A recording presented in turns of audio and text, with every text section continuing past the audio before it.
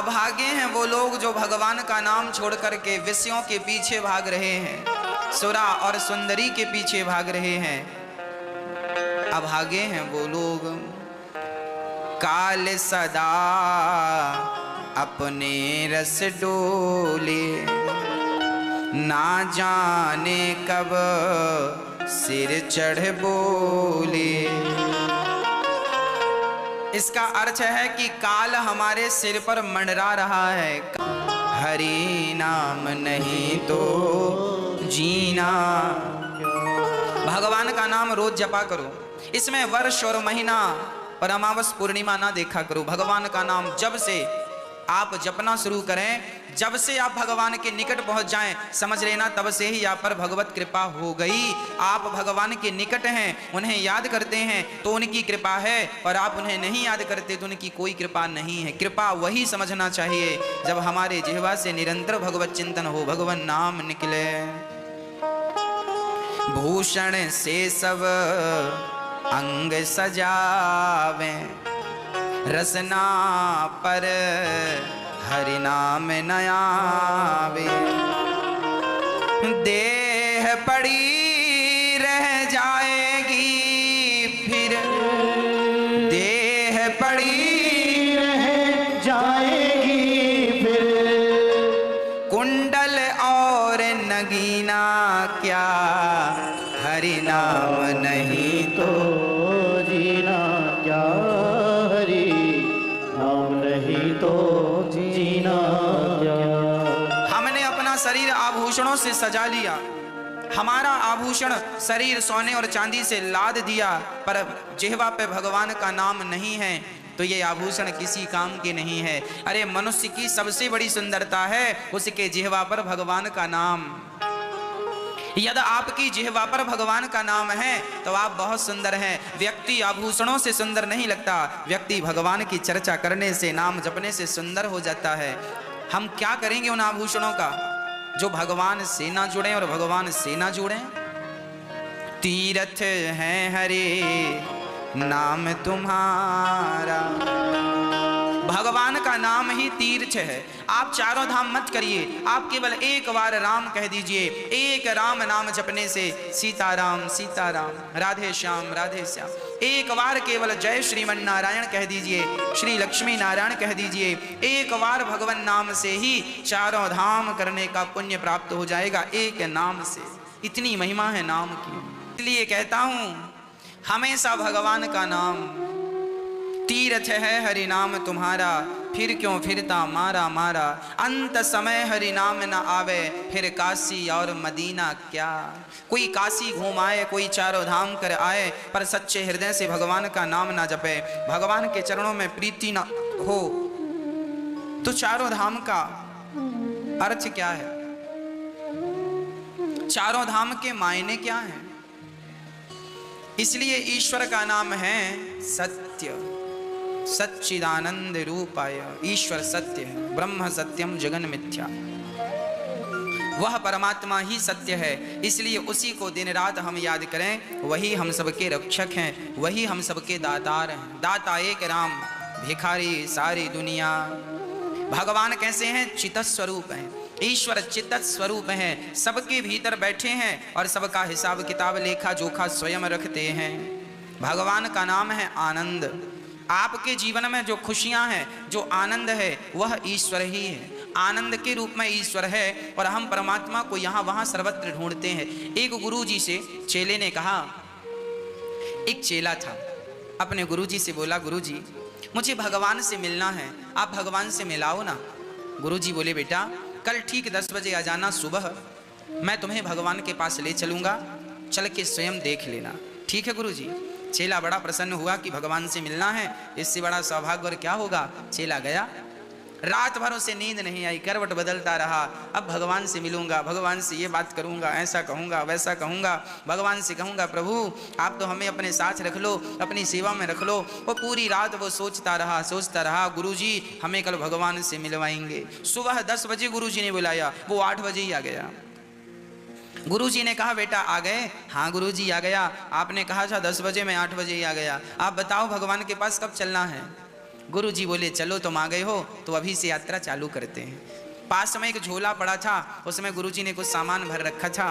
गुरुजी ने कहा बेटा झोला उठाओ, कंधे पे रखो और चलो। वो चेला कंधे पे झोला उठाया, सामान का बोझा लेकर चला। बहुत प्रसन्न है, गुरुजी भगवान से मिलाएंगे, भगवान से मिलाएंगे। अब चलते चलते वो जो बोझा लिया था उस गुरुजी के बैग में 10 से 15 किलो का वजन था। अब वो कभी इस कंधे पे रखे, कभी इस कंधे पे रखे, कभी सिर पे रखे, कभी हाथ से उठाए। चलता चलता थक गया। गुरुजी थोड़ा सा विश्राम कर लूं? क्यों बेटा? गुरुजी ये बहुत वजन है। गुरुजी ने कहा तुम्हारी मर्जी है तो तुम विश्राम कर लो। गुरुजी एक पेड़ की छांव में रुक गए, वो भी रुका और गुरुजी से पूछा गुरुजी ये बताइए भगवान से मिलने चल रहे हैं, अभी और कितने दूर चलना है? गुरुजी ने कहा बेटा ये जो पहाड़ दिख रहा है ये पहाड़ पूरा पार करना है, इसके बाद भगवान का दर्शन होगा।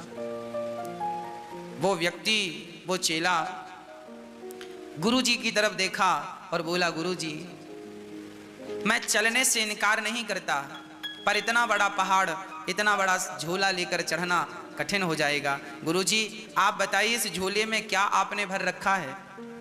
गुरुजी ने कहा बेटा कुछ चीजें काम की हैं और कुछ चीजें काम की नहीं। तो चेले ने कहा गुरुजी जो चीजें काम की हैं वो तो हम ले चलते हैं, पर जो चीजें काम की नहीं हैं उनको ले चलने से क्या फायदा? तो गुरुजी ने कहा फिर जो चीजें काम की नहीं हैं वो तुम फेंक दो। उसने झोला खोला तो लकड़ी, कंडे, ओपले भर रखे थे गुरुजी ने। कुछ पत्थर थे और कुछ चादर थी, दरी थी बिछाने और ओढ़ने का।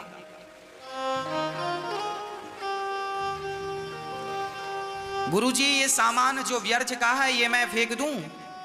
हाँ हाँ गुरुजी। गुरुजी ने कहा फेंक दे चल। उसने सारा झोला उलट दिया। रहे दरी और चादर, उनमें वजन कितना? थोड़ा सा। कंधे पे उठाया और झोला का पूरा सामान फेंक कर अंगड़ाई लेता हुआ बोला गुरुजी आनंद आ गया। गुरुजी बोले बेटा चल वापस। अरे आप तो बोल रहे थे पहाड़ के उस पार मिलेंगे और आपने तो अभी दिखाया नहीं भगवान को और कह दिया वापस चलो। क्यों गुरुजी? गुरुदेव ने कहा बेटा अभी अभी तूने अंगड़ाई लेते हुए क्या बोला? मैंने बोला गुरुजी आनंद आ गया। तो गुरुजी ने कहा बेटा उस ईश्वर का नाम आनंद ही तो है। नंद के आनंद भयो हम गाते तो हैं, कहते तो हैं। जो नंद का छोरा है उसका नाम है आनंद। जो दशरथ जी के बेटे हैं राम, उनका नाम है आनंद। ये जो तुझे आनंद आया है, ये जो आनंद की अनुभूति हुई है, ये जो अनुभूति है ना यही ईश्वर है। ये जो सुख की, आनंद की जो अनुभूति होती है वो ईश्वर की अनुभूति है। ईश्वर इतना ही आनंददायक है, इतना ही आनंददायक। गुरुजी ने कहा बेटा तू झोला उठाकर चल रहा था, जब तक तेरे कंधे पे, तेरे सिर पे झोला था, वजन था, तब तक तुझे आनंद की प्राप्ति नहीं हुई। और जिस समय तूने अपना झोला फेंका उसी समय तुझे आनंद की प्राप्ति हो गई। कहने का अर्थ यह है ये संसार के लोग जबरदस्ती, और उस झोले में कुछ सामान काम का था और कुछ सामान काम का नहीं था। इसका अर्थ यह है कि आप अपनी जिंदगी का बोझा लिए घूम रहे हैं। आज जिंदगी लोगों की भार बन गई है, बोझ बन गई है। क्यों बोझ बन गई? क्योंकि जो सामान मतलब का नहीं है वो भी आप लिए घूम रहे हैं। अच्छा बताइए आपको क्रोध की क्या जरूरत है? आपको क्रोध की क्या जरूरत है? फिर भी आप क्रोध का वजन लिए घूम रहे हैं कि नहीं? आपको अहंकार की क्या जरूरत है? फिर भी आप अहंकार का वजन लिए घूम रहे हैं कि नहीं? व्यर्थ की चीजों से आपने झोला भरा है, इसलिए तो वजनदार लगता है। इसलिए कहता हूं आप अपने जीवन में जो ये बोझा लिए घूम रहे हैं ये बोझा पटक दीजिए। अहंकार का बोझा, क्रोध का बोझा, अधिक से अधिक लोभ का बोझा, निंदा का बोझा, चुगली का बोझा। हाँ, ये जो बुराइयों के बोझे हम लिए घूम रहे हैं व्यर्थ का है। ये जबरदस्ती ये भार बढ़ा रहा है, जबरदस्ती। जैसे आपके घर में कुछ सामान ऐसा होता है जो अनुपयोगी होता है, जिसका कोई उपयोग नहीं होता, पर वो जगह को कवर करके रखता है। फिर आप क्या करते हैं, दीपावली आई तो सारा कचरा निकाल दिए और रद्दी वाले को बुला करके वो सामान आपने बेच दिया। साल भर जो आपके घर में इकट्ठा होता है उसे आप दीपावली के समय पे, साफ सफाई के टाइम पे देखते हैं क्या उपयोगी है, जो उपयोगी है सो रख लेते हैं, जो उपयोगी नहीं है निकाल कर बाहर कर देते हैं। आपका शरीर भी एक घर है। आप भी एक बार विचार कीजिए, आपके शरीर में, आपके जीवन में क्या उपयोगी है और क्या उपयोगी नहीं है। क्या क्रोध उपयोगी है? यदि क्रोध उपयोगी नहीं है तो जल्दी से इसे निकाल कर रद्दी वाले को दे दो। यदि अहंकार उपयोगी नहीं है तो जल्दी से निकाल कर इसे रद्दी वाली को बेच दो, क्योंकि इसे जितने जल्दी आप निकाल देंगे उतना अच्छा आप महसूस करेंगे। और आप ये कचरा लिए लिए पूरी जिंदगी ढोते हैं, पूरी जिंदगी ये भार लिए ढोते हैं और फिर कहते हैं कि जिंदगी बोझ बन गई है, जिंदगी बोझा बन गई है। क्यों ना बनेगी? आप ये संसार की जो जिम्मेदारियां लिए घूम रहे हैं, है ना, ये सारी जिम्मेदारियां अपने सिर से उतार दीजिए। वो चेला जब तक बोझा लिए घूम रहा था तब तक उसे आनंद नहीं आया, और जब उसने बोझा उतारा तो उसे आनंद की अनुभूति हो गई। अर्थ क्या निकला? अर्थ यही निकला कि उसने बोझा उतार के फेंक दिया। आप भी अपने जिंदगी का सारा बोझ, सारा भार भगवान के चरणों में रख दीजिए। जैसे अर्जुन ने रथ की डोर कृष्ण के हाथों पकड़ा दी, उसी प्रकार आप भी ये मानकर चलिए कि आपके पालनहार भगवान हैं। वो सब्जी रोटी खिलाएं सो सब्जी रोटी खा लेना, नमक रोटी खिलाएं सो नमक रोटी खा लेना, हलवा पूड़ी खिलाएं सो हलवा पूड़ी खा लेना, घास की झोपड़ी में रखें सो घास की झोपड़ी में रह लेना, महलों में रखें सो महलों में रह लेना। भगवान के बन जाओ, उसके बाद वो जहां रखें आप उनकी गाइडलाइन पर चलिए। आप अपना दिमाग ना चलाइए, आप अपना दिमाग केवल अच्छे सोच में, अच्छे कामों में लगाइए, ईश्वर के चिंतन में लगाइए, भगवान से जुड़े हुए रिलेटिव सारे काम कीजिए, अपनी जिम्मेदारियां भी निभाइए, नौकरी कीजिए, दफ्तर जाइए, पैसा कमाइए, पर इसलिए कि ये हम भगवान की सेवा कर रहे हैं। डॉक्टर हैं तो मरीज देखोगे तो पैसे मिलेंगे, पर इस भाव से मरीजों को देखा करो कि ये भगवान हैं, मरीज बनकर हमारे पास आए हैं और आज इनकी सेवा करना हमारा धर्म है। हम निस्वार्थ भाव से जो उचित है वो पैसा लेकर और इनकी सेवा करें। यह भाव ही हम सभी को शांति दिलाने वाला है। हाय हाय में उलझा हुआ प्राणी पूरी जिंदगी को भार बना देता है, ढोता रहता है।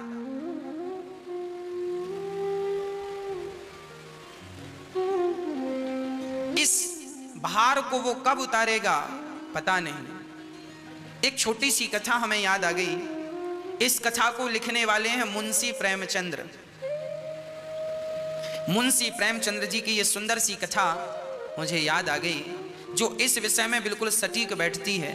आपको एक छोटी सी कथा से आपको मुंशी प्रेमचंद्र की याद दिलाता हूं और उनके भाव आपके समक्ष रखने की कोशिश करता हूं। प्रिय भक्तों,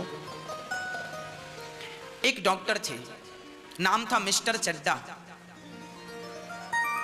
लगभग 50 वर्ष की उम्र थी। मिस्टर चड्डा बहुत सुंदर थे। चूंकि डॉक्टर थे, जिंदगी कैसे जीनी है, क्या खाना है, क्या नहीं खाना, अपने आप को फिट रखते थे, सुंदर थे, मेंटेन रखते थे अपने आप को। उनका एक बेटा भी था, नाम था देवांश चड्डा। बड़े सुंदर ढंग से अपना जीवन यापन करते थे। मिस्टर चड्डा की अपनी स्वयं की क्लिनिक थी। मरीज आते थे और वो उनका इलाज करते थे। जाने माने डॉक्टर थे, अच्छी कोटि के डॉक्टर थे।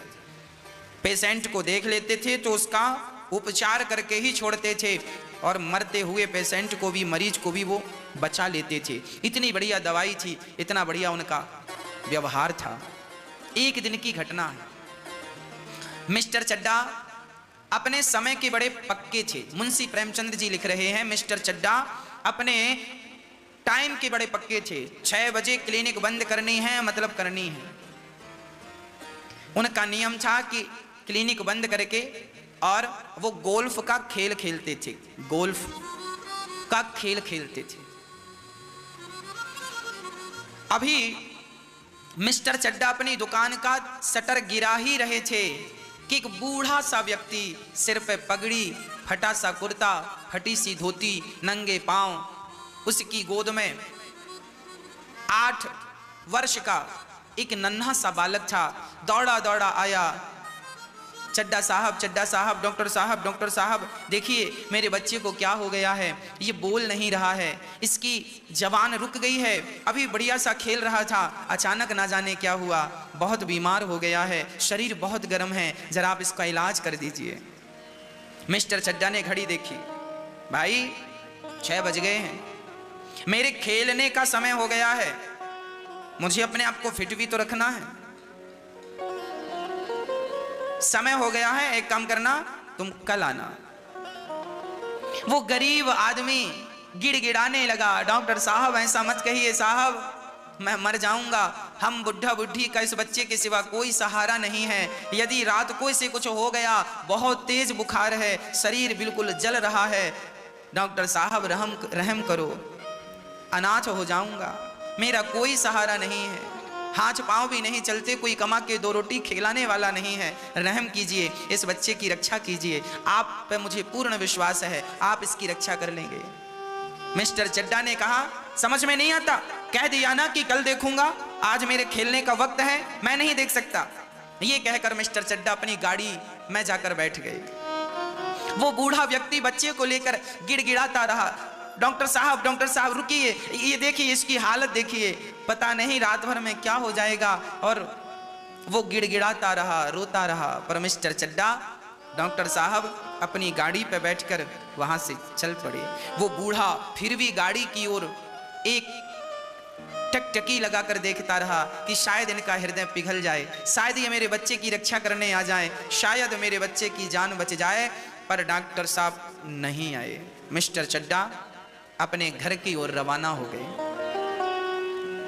ये बूढ़ा व्यक्ति अपने बच्चे को लेकर वापस घर गया और उस रात उस बच्चे ने दम तोड़ दिया।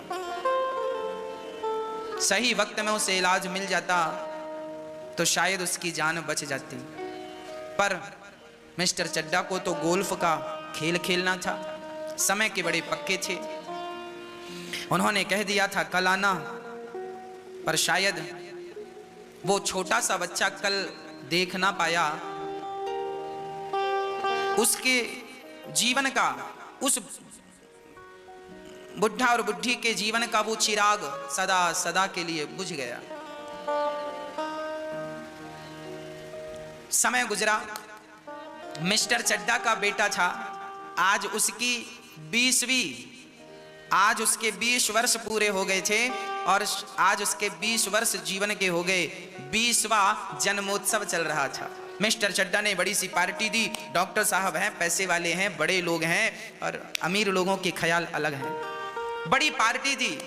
मुंशी प्रेमचंद्र बढ़िया लिख रहे हैं कि मिस्टर चड्डा ने बड़ी सुंदर पार्टी दी, सब अमीरों को बुलाया, आज मेरे बेटे का जन्मदिन है, आओ, बड़ी बड़ी पार्टियां, बड़े सुंदर तरीके से लोगों को बुलाया, स्वागत किया। सबके स्वागत में मिस्टर चड्डा और उनका बेटा दोनों ही खड़े रहे और दोनों ने हाथ जोड़कर सबका स्वागत किया, आइए आइए। मिस्टर चड्डा का जो बेटा देवांश चड्डा था, उसे सांप पालने का बड़ा शौक था, जहरीले जहरीले नांगों को वो अपने वश में कर लेता था और जड़ी बूटी कहीं मिल जाए सो चाहे 2000 की हो चाहे 10,000 की लाता था और सांपों को पालने का बड़ा शौक था। मेहमानों का तांता लगा हुआ था, मेहमान आ रहे थे, कोई कुछ खा रहा है, कोई कुछ खा रहा है, कोई तारीफ कर रहा है। मिस्टर चड्डा आपने बहुत सुंदर मैनेजमेंट किया, वाह कितना सुंदर वातावरण है। तभी देवांश के दोस्त आए और उन्होंने कहा, देवांश आज हम तुम्हारे सर्पों को देखना, नागों को देखना चाहते हैं। उसने कहा, रात्रि का वक्त है, सांप अभी अंदर हैं और अभी दिखाना ठीक नहीं, अभी हम नहीं दिखा सकते आपको। तो एक दूसरे मित्र ने ताना मारते हुए कहा, हाँ हाँ हमें लगता है तुम सांपों को पालते जरूर होगे पर उनके जहर के दांत तोड़ देते होगे। देवांश को यह बात बड़ी बुरी लगी, उन्होंने कहा, ना हम दांत नहीं तोड़ते, हम तो साबुत जैसे सर्प हैं प्रकृति में वैसे के वैसे पालते हैं। तो दूसरे ने कहा हम बिना देखे कैसे मान लें, अब तो बात शान की आ गई, नहीं दिखाते तो मित्रों को यह लगेगा कि दांत तोड़ के सांप पालता है। उसका पारा चढ़ गया, चलो हम तुम्हें दिखाते हैं। रात्रि का वक्त था, एक काले से नाग को उसने पकड़ा। अच्छा, नागों का स्वभाव होता है कि यदि नागों को यह पता चल जाए कि हमें इस व्यक्ति से खतरा नहीं है तो उस व्यक्ति को कभी हानि नहीं पहुंचाता। सर्प डंक तब मारता है, काटता तब है जब उसे यह लगता है कि इस व्यक्ति से हमें खतरा है। पर उस एक काले से नाग को पकड़ा और उसका मुंह बहुत तेज दबाया, कस के दबाकर उसका मुंह खोला और अपने मित्रों को दिखाया, देखो इसके दांत हैं ना, जहरीले दांत।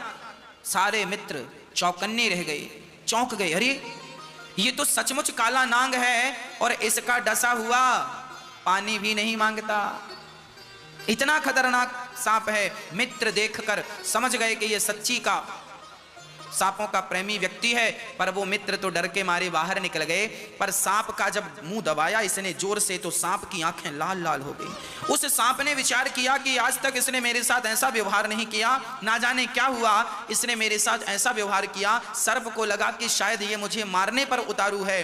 तो देवांश ने जैसे ही सांप का मुंह पकड़ करके दिखाया मित्रों को और उसके बाद धीरे धीरे पकड़ कमजोर कम करके और नीचे रखा, उसी प्रकार सांप ने संभल करके जो उसकी उंगली में डंक मारा, वो बालक उसकी उंगली में डंक मारा, वो बाहर गया और जहां उसकी दराज में जड़ी बूटियां रखी थीं, पिता से कहा, पिताजी ये सर्प ने डस लिया है, मेरी जड़ी बूटी जरा उसको पीस कर दीजिए। मिस्टर चड्डा बहुत बड़े डॉक्टर थे, उन्होंने कहा कोई बात नहीं, मैं तेरी उंगली काट देता हूं, सारा जहर निकल जाएगा। एक उंगली काटने से शरीर की रक्षा हो रही है तो जल्दी से काटना ही ठीक है। उसने कहा ना, मुझे विश्वास है कि मेरी जड़ी कारगर है। वो ये कह ही रहा था कि वो बालक जमीन पर गिर गया, नाग ने ही तो डसा है। चारों तरफ हल्ला हो गया, मिस्टर चड्डा के पुत्र को सर्प ने डस लिया, मिस्टर चड्डा के पुत्र को सर्प ने डस लिया।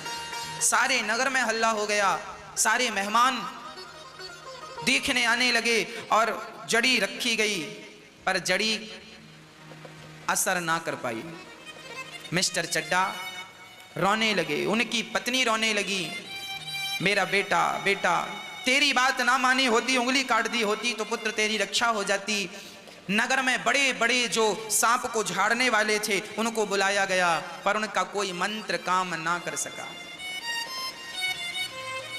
2 घंटे बीत गए, उसकी धड़कन भी धीरे धीरे बंद होने लगी। मिस्टर चड्डा स्वयं डॉक्टर थे, हाथ पकड़ के देखा, धड़कन का कोई पता नहीं। डॉक्टर चड्डा समझ गए कि मेरा बेटा चला गया, रोने लगे। सारे शहर में खबर फैल गई, मिस्टर चड्डा के बेटे को सर्प ने डसा, और कोई यदि सांप का मंत्र जानता हो और झाड़ेगा तो उसे 10,000 रुपए इनाम दिए जाएंगे। गांव गांव में खबर फैल गई, देर नहीं लगी। ये खबर गांव के उस व्यक्ति तक पहुंची, उसका नाम था राम नारायण। उस व्यक्ति तक खबर पहुंची जो कभी डॉक्टर के पास आया था अपना बेटा लेकर कि डॉक्टर साहब मेरा बेटा रात भर में दम तोड़ देगा, आप देख लेंगे तो शायद बच जाए। उसका नाम था राम नारायण। वो व्यक्ति बहुत बड़ा सफेरा था और सांपों का मंत्र तो जानता ही था। कितना भी खतरनाक सांप क्यों न डस दे, पर राम नारायण झाड़ देता था। शरीर बूढ़ा था, बेटा भी अब था नहीं, दोनों बुढ़ा बुढ़ी थे। रात बीत चुकी थी, तभी किसी ने दरवाजा खटखटाया। राम नारायण ने दरवाजा खोला। कौन हो भाई? अरे राम नारायण जी, आपको पता चला मिस्टर चड्डा के बेटे को सांप ने डस लिया है, यदि बचा सकते हो तो बचा लो, 10,000 मिलेगा।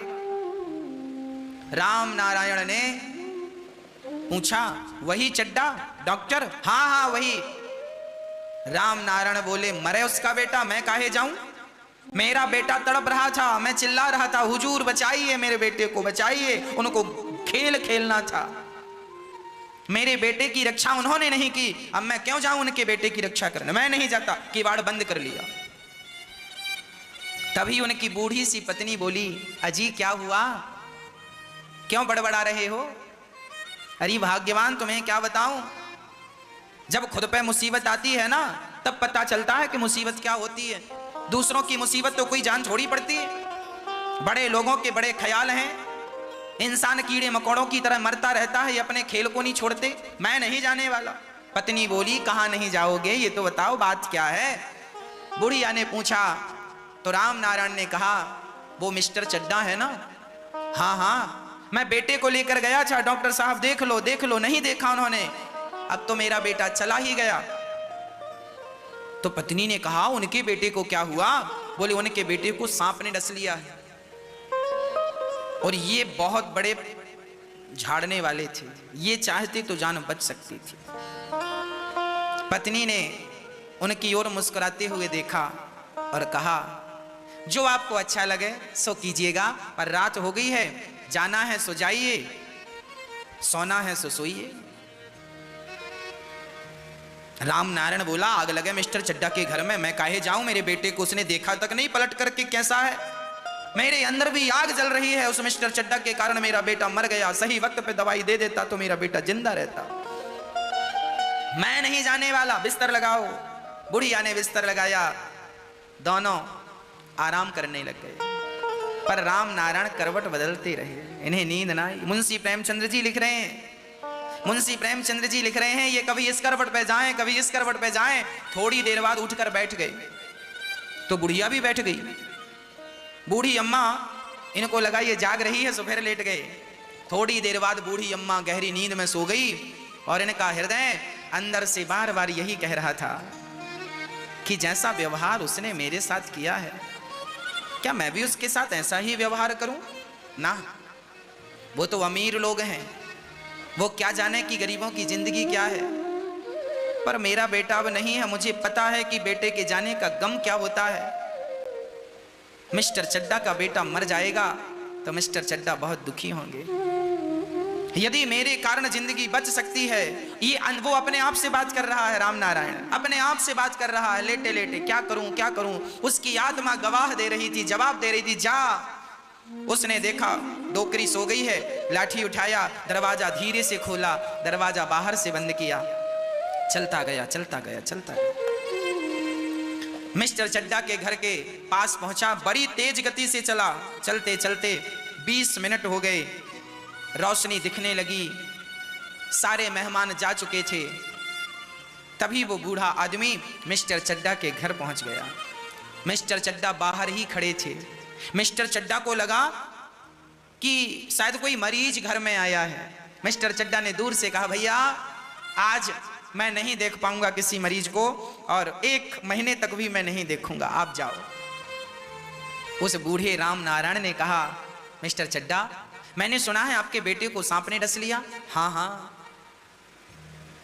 पर आपका परिचय, आप कौन? मेरा सामान्य परिचय है। उसने अपना परिचय नहीं दिया कि तुमने मेरे साथ क्या किया, मैं क्या करने आया हूं। वो गया, बोली मुझे एक बार अपना बेटा दिखा दो, यदि भगवान चाहेंगे तो खड़ा हो जाएगा। गए, राम नारायण नब्ज पकड़ी।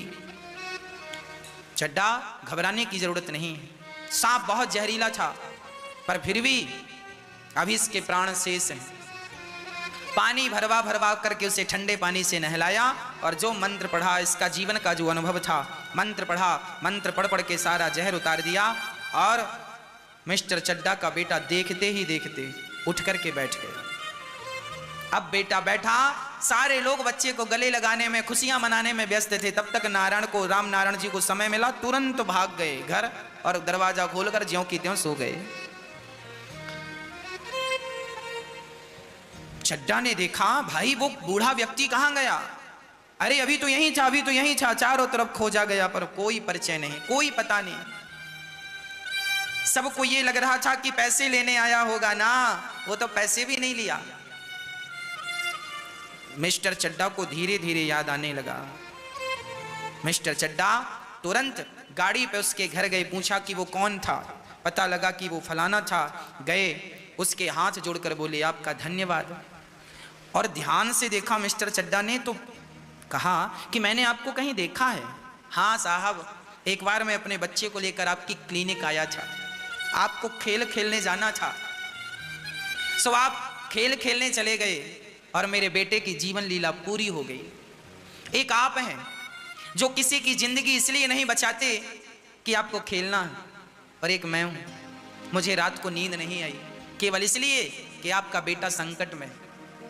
डॉक्टर साहब, यदि ईश्वर ने आपको कोई गुण दिया है, कोई योग्यता दी है, और यदि आपका वो गुण, आपका वो टैलेंट, आपकी वो योग्यता किसी की जान बचाने के काम आ जाए, तो समझ लेना कि आपकी वो विद्या फलीभूत हो गई।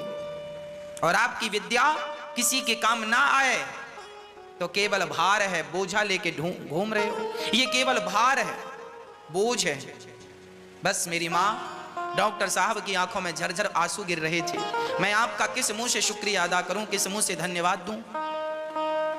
जिस डॉक्टर ने इनके बेटे की जान नहीं बचाई, वो बिना बुलाए आधी रात को इनके बेटे की जान। इंसानियत कभी ना भुलाइएगा, कभी ना भुलाइएगा। मुंशी प्रेमचंद्र इस कहानी के पीछे यही कहना चाहते हैं, किसी भी हाल में, किसी भी स्थिति में, किसी भी परिस्थिति में आप अपनी इंसानियत का परिचय देना मत भूलिएगा, कभी मत भूलिएगा।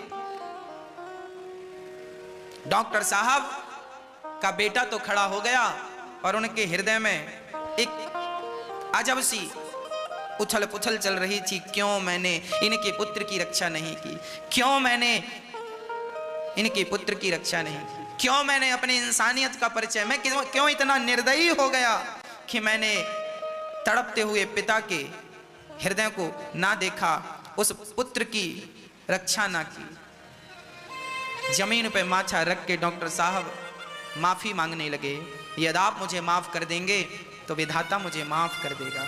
उस राम नारायण बूढ़े व्यक्ति ने डॉक्टर साहब को हृदय से लगाया, कोई बात नहीं, मेरा बेटा गया तो गया, आपका बेटा तो सलामत है, मेरा जीवन पूरा हो गया है, मेरी उम्र पूरी हो गई है, इस बच्चे की उम्र भी बहुत थी, मैंने अपना धर्म निभाया है।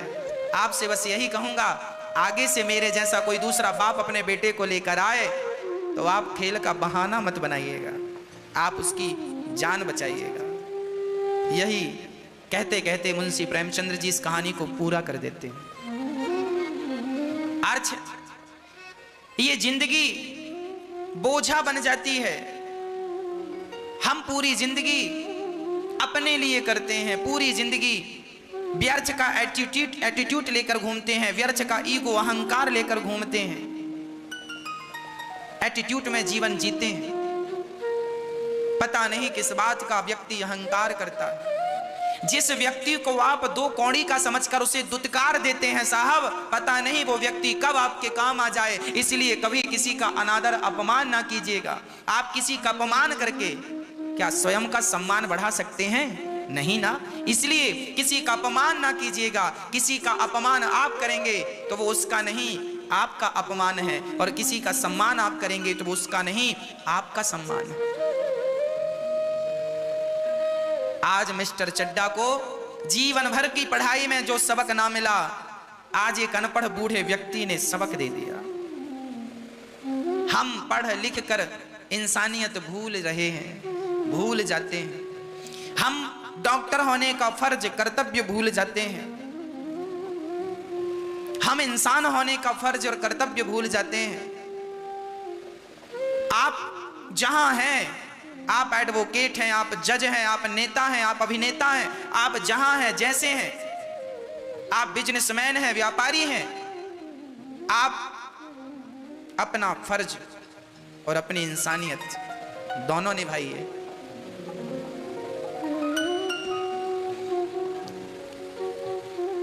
श्री भगवान व्यास जी महाराज कह रहे हैं, ईश्वर का नाम आनंद है।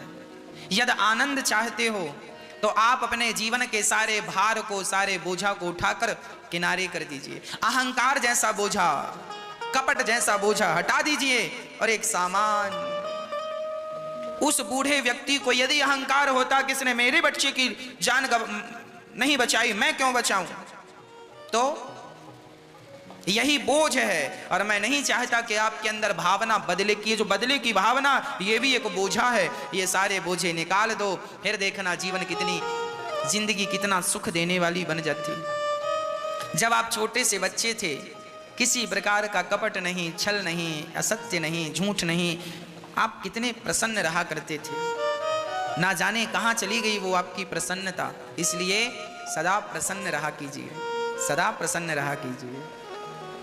भगवान सच्चिदानंद है। भगवान करते क्या है? विश्व की उत्पत्ति, पालन और संहार करते हैं। ऐसे भगवान सारे दुखों को दूर करने वाले, ऐसे भगवान के श्री चरणों में हम बारंबार प्रणाम करते हैं, बारंबार प्रणाम करते हैं। वो भगवान जिसके बारे में हम आपसे बस यही कह सकते हैं कि एक बार यदि उनके चरणों में मन लग गया तो फिर यहाँ वहाँ मन भटकने की, अपने आप मन यहाँ वहाँ भटकना छोड़ देगा। क्योंकि मन को यदि भगवान के चरण मिल गए तो वो यहाँ वहाँ भटकेगा ही नहीं। जगत में क्या भटकना, जगत के रंग क्या देखूं, तेरा दीदार काफी है। मिल जाएं और भगवान से मिलने की प्यास जग जाए तो इससे बड़ा सौभाग्य जीव मात्र का क्या होगा। भक्तों, भगवान श्री सुखदेव जी का जन्म हुआ। भगवान सुखदेव जी, ये सुखदेव जी कौन है? जब भगवान श्री सुखदेव जी सदा गौलोक धाम में रहते हैं। सुखदेव जी को भगवान श्री कृष्ण और राधा रानी अत्यधिक प्रेम करती हैं। जब राधा रानी इस धरती में आई लीला करने के लिए तो सुखदेव अर्थात शुक तोते ने कहा, माँ आपके संग मैं भी चलूं? श्री राधा रानी ने कहा, बेटा तू वहां कहां जाएगा, मुझे बहुत कठिन कठिन लीलाएं करनी है। एक काम करना, मैं जाकर लीलाओं को करती हूं, तुम आकर लीलाओं का गुणगान करना। जाओ। जब श्री राधा रानी लीलाओं को करके गईं तब कहीं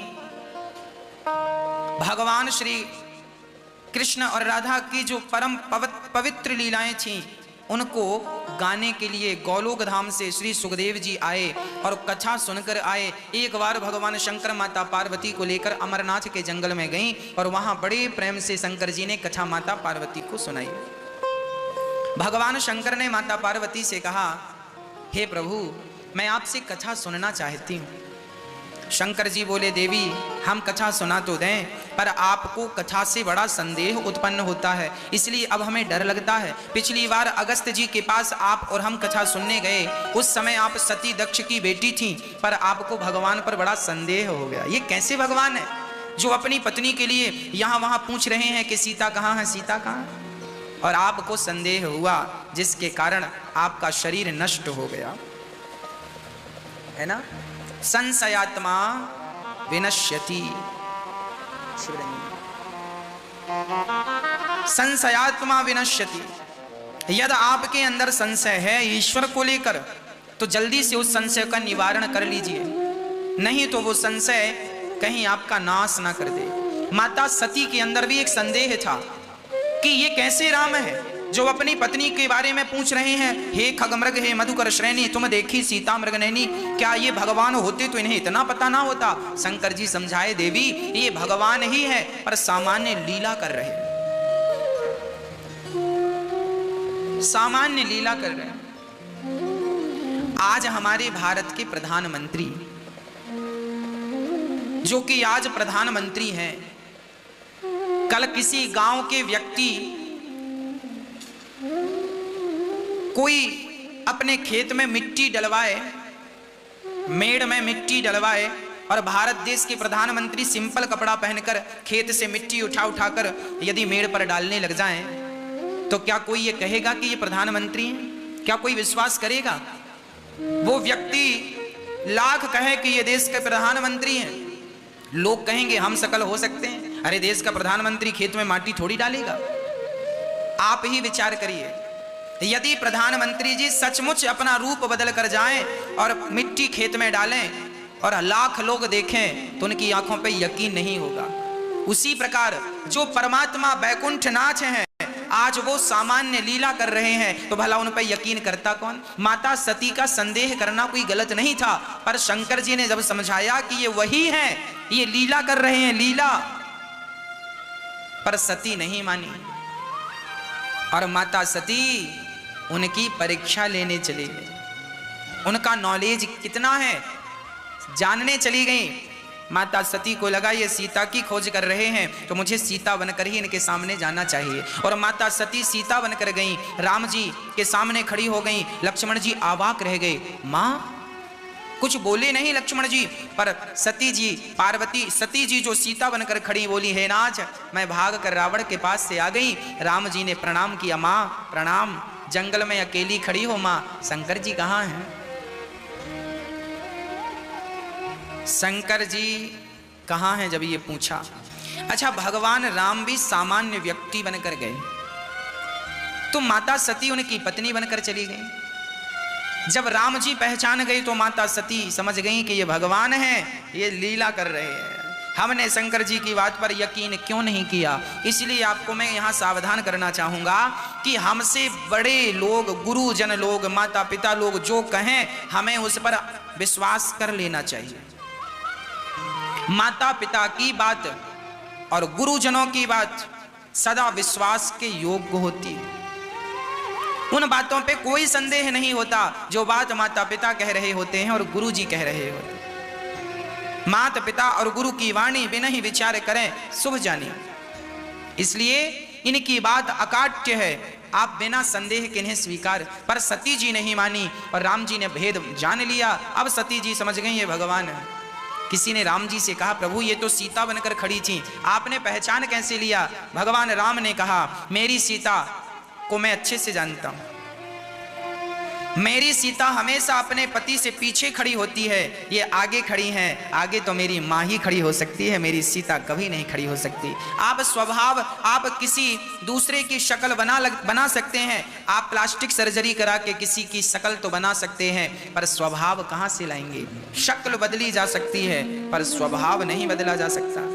शंकर जी ने माता सती से कहा, देवी अब आप मेरी माँ का रूप बना चुकी हो, अब मैं आपको पत्नी के रूप में कैसे स्वीकार करूं? वही माता सती दक्ष के यज्ञ में गई और जलकर भस्म हुई और वही सती आज पार्वती बनकर बैठी हैं। और आज पार्वती जी फिर कह रही हैं हमें कथा सुनाओ। शंकर जी डर गए, बोले ना, तुम कथा कम सुनती हो, संदेह ज्यादा करती हो, हम तुम्हें नहीं सुनाएंगे।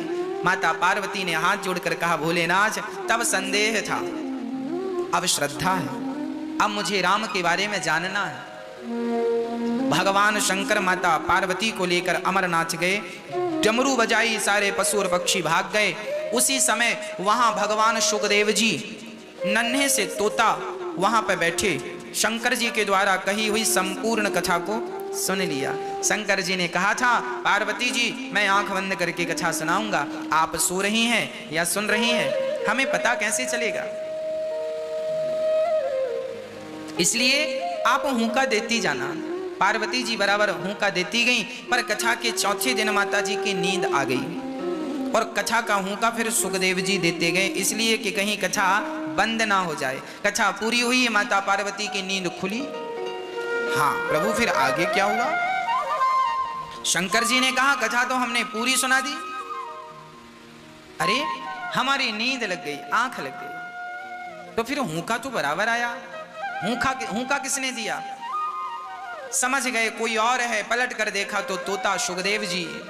अच्छा आपने सुन ली कथा, चोरी से मैं दंड दूंगा। त्रिशूल निकाल कर दौड़े, नन्हा सा तोता भागा और व्यास जी की पत्नी मासिक धर्म से निवृत्त होकर बैठी, उन्हें जमहाई आई, उनके मुंह के द्वार से सुखदेव जी अंदर गर्भ में प्रवेश कर गए। शंकर जी बोले, देवी हमारे चोर को निकालो। कौन सा चोर? बोले हमारी अमर कथा सुन ली। पार्वती शंकर जी ने कहा, अमर कथा सुन ली? तो व्यास जी की पत्नी ने कहा, जब अमर कथा सुन ही ली तो मरेगा कैसे? और मर जाएगा तो फिर कथा की महिमा क्या है? शंकर जी चले गए कैलाश पर्वत। सच्ची बात यह थी, कथा उस तोते को ही सुनवानी थी। पार्वती जी को शंकर जी ने निमित्त बनाया। 12 वर्ष तक सुखदेव जी अपनी माँ के पेट में रहे और जब निकले तो सुंदर सा शरीर। तत्रा भवद भगवान व्यास पुत्रो यद्रक्षया गामट मानो नपेक्षा अलक्ष्य लिंगो निज लाभ तुष्टो व्रतश्च वाले रवधूतवेश। तत्रा भवद भगवान सुखदेव जी प्रकट हो गए। आश्चर्य हुआ कि मां के पेट में गया था तोता और निकला सुंदर दिव्य पुरुष। क्यों? बोले सुखदेव जी अपने मां के गर्भ में भगवान की कथा सुन करके गए और भगवान का चिंतन वो तोता करते करते करते 12 वर्ष तक मां के गर्भ में आपने भगवान का चिंतन किया। भगवान का चिंतन करते करते करते करते करते करते स्वयं भगवान हो गए। जैसा चिंतन वैसा स्वरूप। आप जिसका चिंतन करेंगे आप स्वयं वैसे हो जाएंगे।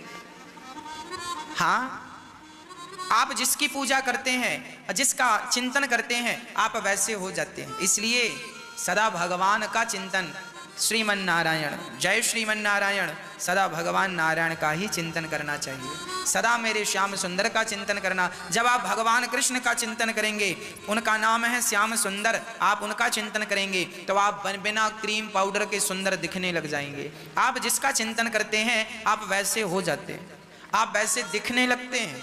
आप जिसका चिंतन अधिक करेंगे आप स्वयं वैसे हो जाएंगे। आपको पता है भगवान श्री कृष्ण कैसे दिखते हैं? राधा के जैसे दिखते हैं।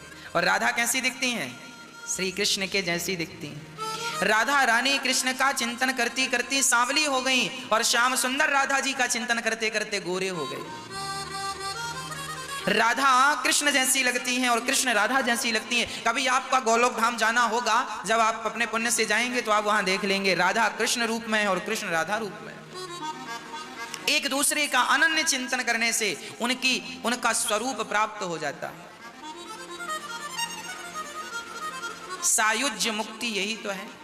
सामीप्य, सार्ष्टी, सालोक्य, सामीप्य, ये मुक्तियां हैं। ईश्वर अपनी मुक्ति प्रदान अर्थात अपना स्वरूप, सारूप्य मुक्ति बोलते हैं इसको। सारूप्य, भगवान का ही रूप मिल जाए सारूप्य मुक्ति है। ईश्वर का ही स्वरूप मिल जाए ये सारूप्य मुक्ति है। ईश्वर जैसे दिखने लग जाए यही ईश्वर की कृपा है। इसलिए सुखदेव भगवान का जब प्राकट्य हुआ तो सुखदेव जी के पिताजी ने बहुत रोका, बेटा रुक जाओ, कहां जा रहे हो, हमें छोड़कर मत जाओ। सुखदेव जी कहते हैं पिताजी हम भगवान का चिंतन करने जा रहे हैं। अरे बेटा अभी तो तुम्हारा जन्म हुआ है। क्या बताएं पिताजी, हम रुक कर भी क्या करेंगे? व्यास जी ने कहा बेटा तुम्हारा विवाह करवाएंगे, तुम्हारे बच्चे होंगे, जिम्मेदारियां पूरी करना, फिर भगवान का चिंतन कर लेना। सुखदेव जी कहते हैं पिताजी हम एक बार जिम्मेदारियों के नाम पे ऐसा फंसते हैं कि फिर उलझते ही चले जाते हैं, सुलझने के रास्ते ही खत्म कर लेते हैं। हमारे सत्य सनातन धर्म में 4 मार्ग हैं, 4 आश्रम, ब्रह्मचर्य, वानप्रस्थ, ब्रह्मचर्य, गृहस्थ, वानप्रस्थ और सन्यास। पहला है ब्रह्मचर्य। हमें अपना जीवन ब्रह्मचर्य से गुजारना चाहिए। ब्रह्मचारी बनो, फिर विवाह कर लो तो गृहस्थी हो जाओ। गृहस्थी हो जाओ, 50 साल तक गृहस्थी में रहो, बेटा और बेटियों का विवाह करके फिर धीरे धीरे गृहस्थ के जाल से निकलो। जैसे तुम बचपन में थे भोले भाले सीधे साधे निष्काम, आपके अंदर बचपन में ना गुस्सा था, ना काम था, ना क्रोध था, ना लोभ था, ना कपट था, ना निंदा थी, ना चुगली थी, ना कोई वासना थी। ऐसे शादी विवाह करके बच्चे का घर बार बसा दो और इसके बाद आप फिर बच्चों की तरह हो जाओ। वानप्रस्थ यही तो है, संसार का भ्रमण करो, संसार को जानो, देखो, ईश्वर की खोज में निकल जाओ। वह परमात्मा आपके भीतर बैठा है, ये आत्मबोध प्राप्त कर लो, सहज हो जाओ, सरल हो जाओ। और जब ये कर लोगे तो फिर क्या होगा? अपने आप संसार छूट जाएगा। यह सिद्धांत है। सुखदेव जी बोले पिताजी मैं विवाह तो कर लूं, पर भगवान की माया ऐसी है कि एक बार व्यक्ति उलझता है, सुलझता नहीं। मुझे तो डर लगता है कहीं मैंने विवाह कर लिया और कहीं फिर मन ना हुआ निकलने का। एक बार नारद जी ने भगवान नारायण से कहा प्रभु आप अपने भक्तों के साथ गलत करते हैं। नारायण भगवान ने कहा क्या गलत कर रहा हूं? नारद जी ने कहा आपको नरक के दरवाजे में ताला लगवा देना चाहिए और स्वर्ग का, बैकुंठ का दरवाजा खोल के रखना। जो भी आए सब बैकुंठ जाए, सब कोई नरक ना जाए। तो भगवान बोले एक काम करो आप ही लगवाओ ताला, जाओ। भगवान नारायण ने नारद जी से कहा जाओ किसी को पकड़ कर ले आओ और उसे स्वर्ग में, बैकुंठ में पहुंचाओ, जाओ। भगवान नारायण ने कहा नारद जी संसार का प्राणी स्वयं ही बैकुंठ और गौलोक धाम नहीं जाना चाहता, ये खुद नर्क जाना चाहता। सुनो नारद जी जाओ किसी को लेकर आओ। अब नारद जी बोले बैकुंठ कौन नहीं चाहेगा, मैं जा रहा हूं। नारद जी मृत्यु लोक आए और यहां कुछ बच्चे बैठे थे, जवान बच्चे। नारद जी ने कहा बच्चों भगवान की तरफ से बैकुंठ का द्वार खुला है, बड़े बड़े योगी जब तपस्या करने वाले जाते हैं, जाओ चलो मेरे साथ, मैं तुम्हें बैकुंठ ले चलूं। बच्चों ने कहा बाबा तेरा दिमाग खराब हो गया है,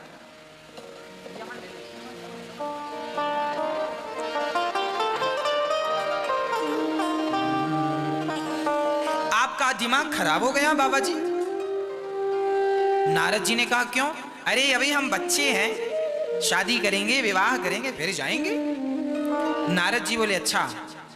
तो नारद जी सोचे चलो मैं उसके घर चलता हूं जिसकी शादी हो चुकी है। तो एक व्यक्ति जिसकी शादी हो गई थी, बेटा भी हो गया था, नारद जी चले भैया बैकुंठ में द्वार खुले हैं, चलो हम आपको बैकुंठ लेकर चलते हैं। उसने कहा बाबा जी अभी हमारे छोटे छोटे बच्चे हैं, इनका विवाह कर दूं फिर जाऊं। नारद जी को लगा अच्छा जिनके बच्चों के विवाह हो गए हैं उनको पकड़ता हूं। तो नारद जी पास के एक गांव में गए, वहां एक बूढ़े आदमी थे, उनके बेटों का विवाह हो चुका था। नारद जी ने हाथ जोड़ के कहा दादाजी राम राम। दादाजी बोले राम राम राम। नारद जी बोले हम बैकुंठ से आए हैं, आपकी आज्ञा हो तो आपको बैकुंठ ले चलें, आपकी तो बेटों का भी विवाह हो गया है। बूढ़े आदमी बोले अच्छा बैकुंठ, हाँ हाँ। नारद जी बोले चलो। उसने कहा चलो पर सुनो थोड़ी सी देर है, हमारी बहू अभी आई है, अभी पिछले महीने हमारे बेटे का विवाह हुआ है और बहू के जरा बेटा हो जाए, हम अपने छोटे से पोते को बड़े प्यार से खिला लें, हाँ फिर चलेंगे आपके। नारद जी बोले ठीक है मैं आऊंगा। साल डेढ़ साल बाद नारद जी आए तो उनके गोद में सचमुच बच्चा था। अच्छा अब तो आपने अपने नाती को पोते को खिला लिया, अब चलो पोता भी हो गया, चलो। महाराज पोता बहुत छोटा है, दादाजी कह के बुलाए एक बार तो बड़ा अच्छा लगे, एक बार इसके मुंह से दादाजी सुन लो। अच्छा नारद जी बोले ठीक है तो मैं कब आऊं? बोली कम से कम ये 5 साल का तो हो जाए। अच्छा ठीक है। नारद जी 5 साल बाद गए तो वो बढ़िया खेल रहा था, दादा दादा कह के दादाजी बुला रहा था। नारद जी बोले अब सारी इच्छाएं पूरी हो गई, अब चलो ना, एक बार नत बहू और देख लो, इसका विवाह हो जाए, इसकी सुंदर दुल्हन होगी और मैं इन दोनों को देखकर बड़ा प्रसन्न होऊंगा, फिर मेरा सारा काम हो गया, आप मुझे लेकर चलना। अब नारद जी समझ गए सच कहा भगवान ने, ये सांसारिक आदमी बड़े उलझे हैं, ये एक काम से सुलझते हैं सो स्वयं दूसरे फंदा डाल लेते हैं।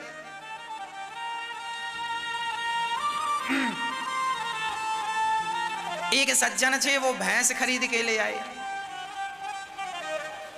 और भैंस खरीद के लाए तो वो भैंस के सामने बैठे रहते और भैंस को देखते रहते और सोचते रहते कि भैंस का सिर कितना बड़ा होना चाहिए, मेरे सिर से कितना बड़ा सिर होगा भैंस का। तो एक दिन क्या हुआ कि भैंस बैठी पगुरा रही थी, इन्होंने अपने गले में एक रस्सी बांधी और उनको लगा जितना बड़ा सिर मेरा है इतना ही बड़ा सिर भैंस का होना चाहिए, ये मेरा जजमेंट, वो जज कर रहे हैं दूर बैठ के, इतना ही होना चाहिए। तो एक अपने गले पर रस्सी डाली और एक भैंस के पास ले गए और भैंस के गले पर डाली तो बिल्कुल उनका जजमेंट सही निकला, भैंस के गले पर रस्सी उतनी ही आई जितनी इनके सिर पे थी। बड़े प्रसन्न भई, पर भैंस के गले में जैसी रस्सी डाली तो भैंस खड़ी हो गई और भैंस खड़ी हुई तो साहब लटक गए और जब लटके तो भैंस को बड़ा वजन लगा कि भाई ये क्या है, भैंस खूंटा तोड़कर भागी। अब ये लटके फिर हैं पूरे गांव में लटक रहे हैं। अब गांव वालों ने जैसे तैसे रस्सी डाल के भैंस को बिठाया और इनकी रस्सी काटी और ये बड़े प्रसन्न है। अब गांव के लोग बोले भैया ये बताओ तुम्हारा गला वो भैंस की रस्सी से कैसे फंस गया? अब वो कैसे बताया कि फंस नहीं गया, हमने फंसाया, सब ठीक है। घर आए तो पत्नी ने कहा ये बताओ भैंस के पास कर क्या रहे थे? कोई भैंस के गले में अपना गला फंसाता है? ज्यादा होशियार बनते हो, हाथ पांव टूट जाते अभी लोग। मतलब जब भी व्यक्ति सोचता है तो उलझने की सोचता है, सुलझने की नहीं। नारद जी समझ गए कि ये आदमी ये उलझा हुआ व्यक्ति है। वो टाल मटोल करने लगा। नारद जी बोले कि चलो अब उसकी बहू कुछ साल बाद रुके नारद जी, उसका विवाह हो गया, फिर आए। नारद जी बोले अब चलो। बोले नाती हो गया है, इसका भी बहू तो आई गई, अब कितना समय लगेगा, बच्चा इसका हो जाए फिर चलो। अब नारद जी समझ गए। जब दूसरी बार नारद जी आए तब तक बड़हू निपट गए। अब नारद जी ने ध्यान लगा के देखा तो क्या देखा, तो कुत्ता बने उसी घर के। नारद जी ने कहा अब चलोगे? अभी मालिक थे, अब कुत्ता बन गए, चलो बैकुंठ भगवान बुला रहे हैं। अरे बोले कैसे जाऊं, ये बच्चे बड़े लापरवाह हैं, जरा हम रहते हैं तो कोई घुसता नहीं है, हम ही चले गए तो ये लुट जाएगा सब। अब कुत्ता बने। नारद जी बोले अब तो चलो। बोले जरा ये बच्चे समझदार हो जाएं, अपना काम समझे, फिर मैं चलूंगा। मेरे को कुत्ता बनने में कोई शौक थोड़ी है, कोई अच्छा थोड़ी लग रहा, पर इनके लिए बनना पड़ा। अब दूसरी बार नारद जी आए तब तक कुत्ता भी निपट चुका था। नारद जी ने पूछा कुत्ता कैसे मारा? अरे बोले एक दिन खीर चाटने लगा तो बहू ने ऐसा लाठी मारा कि निपट गया। अब नारद जी ने देखा कि गया कहां, देखा तो सुअर बना था और गंदी नाली में पड़ा। नारद जी बोले सेठ जी कहा था बैकुंठ चलो, सुअर बने नाली में घूम रहे हो। सुअर बोला सुनो अब चलो, मैं बिल्कुल बहाना नहीं कर, चलो। नारद जी बोले चलो बैकुंठ ले चलेंगे हम आपको। सुअर बोला ये बताओ कि ये बढ़िया जो ठंडी ठंडी यहाँ पे हवा थी, ये बढ़िया ये नाला वाला था, यहाँ आनंद था, ये वहां बैकुंठ में है? नारद जी बोले ये तो वहां नहीं है, वहां तो आनंद है, ये क्या आनंद? ना सुअर बोला ना साहब, ये आनंद आप नहीं जानते, आप बनो तो पता चले।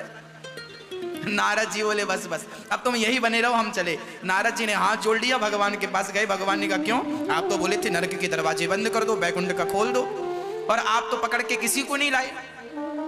नारद जी बोले प्रभु ये संसार के लोग बैकुंठ आना ही नहीं चाहते, इनसे संसार की मोह ममता छूटती नहीं। सुअर कह रहा है कि हमें ऐसे नाले वहां मिलेंगे क्या, बताओ? मतलब जो व्यक्ति जहां है उसी को आनंद समझ लेता है और उसी आनंद में वो लिप्त हो जाता है, डूब जाता है, उससे निकलना नहीं चाहता। नारद जी समझ गए कि बैकुंठ आने वाले लाखों करोड़ों में कोई पुण्य करके वैकुंठ प्राप्त करते हैं, नहीं तो सब नरक की ओर ही बढ़ रहे हैं। पाप कर करके संसार में आसक्ति बना बना के भगवान को भूल भूल करके संसार में उलझे पड़े हैं। ऐसे जीवात्माओं का कल्याण कैसे हो? इसलिए हम सभी को सदा अहरनिश परमात्मा का चिंतन करते रहना चाहिए और कहते रहना चाहिए हे नाथ मैं आपको कभी भूलूं नहीं। व्यास सुखदेव जी भगवान घर से निकल पड़े। पिताजी चिल्ला रहे हैं, देव भगवान घर से निकल गए हैं, पिताजी उनके पीछे पीछे चल रहे हैं। सुखदेव जी कहते हैं मैं भगवत चिंतन करने जा रहा हूं, भगवान का चिंतन करने जा रहे हैं, यही आपके जीवन की सबसे बड़ी सफलता है। अंत में सुखदेव जी को भागवत जी का अध्ययन कराया और सुखदेव जी ने राजा परीक्षित को भागवत सुनाई। ऐसे सुखदेव भगवान को प्रणाम करते हैं। एक बार भागवत जी श्री नारद जी महाराज ने भी सुनी। एक बार स्वर्ग के राजा इंद्र सुखदेव जी भगवान कथा सुना रहे थे कि वहां अमृत का कलश लेकर आए। कहा ये कथा हमें सुना दो। सुखदेव जी ने कहा क्वा स्वधा क्व कथा लोके क्व कांचः क्व मणिर्महान ब्रह्मरातो विचार्यैवं तदा देवांजहास्यः। सुखदेव भगवान ने कथा नहीं सुनाई। इंद्र से कहा आप प्रेमी बनकर आते तो हम कथा आपको जरूर सुनाते, पर आप सौदागर बन के आए हैं और ये कथा सौदागरों की नहीं, ये कथा रसिकों की है, प्रेमियों की है। 7 दिन की कथा में जब परीक्षित का उद्धार हुआ तब इंद्र ने तराजू बांध कर देखा स्वर्ग के सुख को तौल कर, तो भागवत जी का पलड़ा सबसे भारी था, भागवत का पलड़ा सर्वश्रेष्ठ था। प्रिय भक्तों, श्री सुखदेव भगवान लिख रहे हैं व्यास जी महाराज की स्वर्ग के सुख से भी ज्यादा आनंद देने वाला सुख भागवत की कथा का सुख है। इंद्र को अहंकार आया कि मेरे स्वर्ग का सुख श्रेष्ठ है। तराजू पर तौलकर एक पलड़े पे भागवत जी को, दूसरे पलड़े में स्वर्ग के सुखों को तौला तो भागवत का पलड़ा भारी था। इंद्र चरणों में गिर पड़े। भागवत से भगवान ने प्रकट होकर के इंद्र का अहंकार नष्ट किया। भागवत प्रत्यक्ष भगवान है, प्रत्यक्ष कृष्ण एव ही। उसके पश्चात श्री सुखदेव भगवान आगे श्री नारद जी महाराज ने भी भगवान की कथा, भागवत की कथा सुनी। नारद जी, हाँ, एक बार नारद जी समस्त तीर्थों में गए शांति की खोज में, पर शांति नहीं मिली। भक्ति महारानी वृंदावन में मिल गई। नारद जी ने पूछा, देवी आप कौन हैं?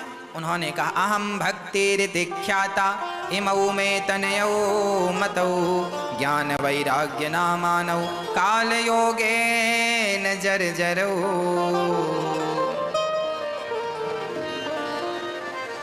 जब नारद जी सारे तीर्थों का भ्रमण करते करते श्रीधाम वृंदावन आए तो नारद जी ने यहाँ एक आश्चर्य देखा।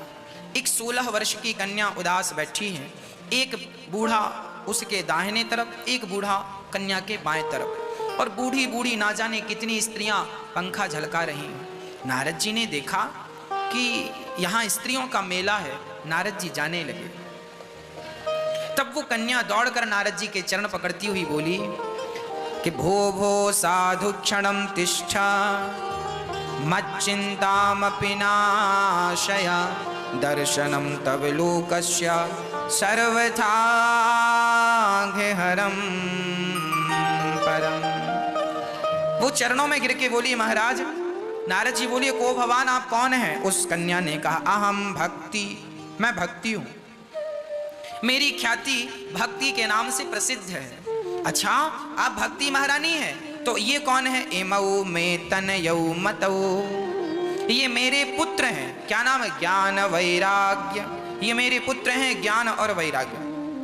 नारद जी बोले, तो ये बुढ़े क्या हो गए? बोले, काल योगे न जर्जरो, काल की गति से, काल कलयुग की गति से। जब से कलयुग आया है, भक्ति तो करने वाले लोग फिर भी हैं, पर ज्ञान और वैराग्य का कोई ग्राहक ना होने से ये दोनों बुढ़े हो गए।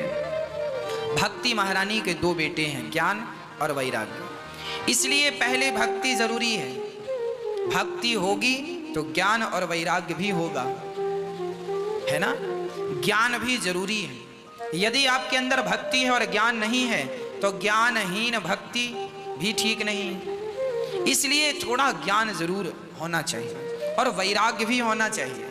वैराग्य क्या? संसार के प्रति अनासक्त रहिए, संसार में उलझिए मत, संसार में वैसे ही रहो जैसे कमल कीचड़ में रहता है, बस। नारद जी महाराज कहते हैं, देवी तो ये कैसे हो गया? बोले, महाराज जब से कलयुग आया तब से ये स्थिति उत्पन्न हो गई। नारद जी ने कहा, चिंता ना करो, सदा भगवान का चिंतन करो। तब नारद जी ने वेद वेदांत सुनाए, पर ज्ञान वैराग्य की मूर्छा दूर नहीं हुई। तब नारद जी बद्रीनाथ चले गए। वहां सनकादि नारद जी को 4 संत मिले, सनक, सनंदन, सनातन, सनत कुमार। इन चारों ने कहा कि आप भागवत श्रवण कराएंगे यद ज्ञान वैराग्य को, तो उनका दुख दूर जरूर होगा। नारद जी बोले, भागवत से? अरे मैंने गीता, मैंने पुराण इत्यादि वेद सुनाए तो दुख दूर नहीं हुआ, भागवत से होगा? बोले, हाँ, भागवत से इसलिए होगा क्योंकि सर्व वेदेतिहासानाम सारम सारम समुद्रतम, सब वेदों का सार भागवत, इसलिए भागवत सुनने से कल्याण होता है। नारद जी ने कहा, तो क्या भागवत से गति मिलेगी? हाँ, दूध से जो काम नहीं बनता वो काम घी से बन जाता है, जबकि दूध ही घी को जन्म देता है। जो शक्ति दूध में है उससे कई गुना ज्यादा शक्ति घी में है, जबकि दूध से घी प्रकट होता। उसी प्रकार वेद पुराणों का सार भागवत है। जो शक्ति भागवत में है भगवान से मिलाने की, वो शक्ति शायद कहीं नहीं। इसलिए सबसे श्रेष्ठ ग्रंथ है भागवत महापुराण। जो भागवत सुन लेता है वो 4 वेद और 18 पुराण सुनने का फल प्राप्त कर लेता। गीता, उपनिषद सब कुछ सुन लिया, भागवत सुन लिया तो सब सुन लिया, और सब सुना और भागवत ना सुना तो अधूरा है। इसलिए भागवत सबका मूल है, सार है। सर्व वेदेतिहासानाम सारम सारम समुद्रतम। इसलिए नारद जी से कहा गया भागवत श्रवण कीजिए। नारद जी बड़े आनंद से भागवत श्रवण करने हरिद्वार आए। 4 आसन लगाए गए, 3 आसन भक्ति ज्ञान वैराग्य की खाली और 1 नारद जी की। 4 आसन सनकादियों की लगी, सनक, सनंदन, सनातन, सनत कुमार, और चारों ने कथा प्रारंभ की। सदा सेव्या श्रीमद्भागवती कथा, यस्याः श्रवण मात्रेण हरिश्चित्तं समाश्रये।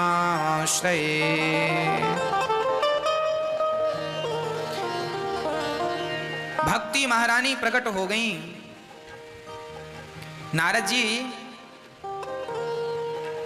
भक्ति महारानी जब प्रकट हुई, ताता थैया करके महाराज आपने कथा सुनाई और हम प्रकट हो गए, देखो हमारा सारा दुख दूर हो गया केवल कथा श्रवण करने मात्र। कथा की महिमा सुनी तो सारा दर्द चला गया, है ना, सारा दर्द चला गया। कब? जब कथा सुनी तब।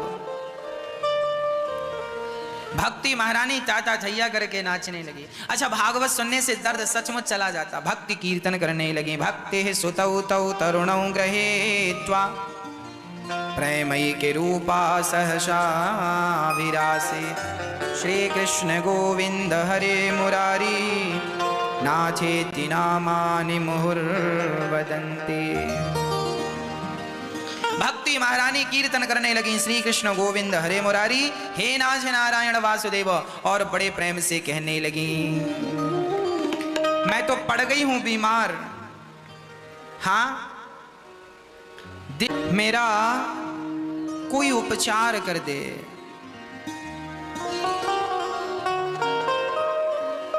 मैं बीमार पड़ गई हूं।